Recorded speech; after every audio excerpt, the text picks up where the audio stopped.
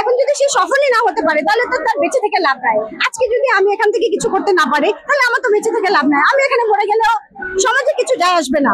আমরা কিন্তু সময় দিয়েছি, আমরা যখন অনুলিপি তাদেরকে দিয়েছি তারা তাদের জায়গা থেকে বলেছেন আমাদের কিছুটা সময় দেওয়া উচিত।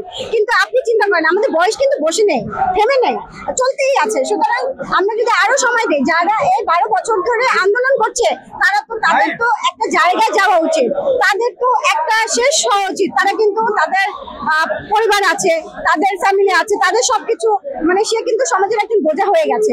একটা মানুষ যখন চাকরির জায়গায় দাঁড়াতে না পারবে তখন কিন্তু সমাজের জন্য সে বোঝা। আমরা যদি একটু চিন্তা করি ম্যাক্সিমাম মানুষ কেন হচ্ছে সুইসাইড করে, কারণ হচ্ছে সে অনেক কিছু ট্রাই করছে, অনেক কিছু করছে কিন্তু সে তার জায়গাতে সফল হতে পারছে না।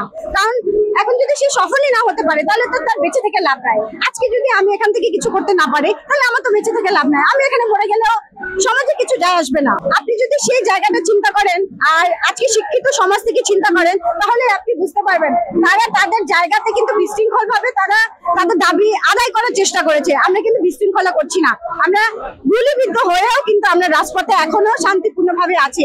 আমরা কোনো বিশৃঙ্খলা করতে চাচ্ছি না।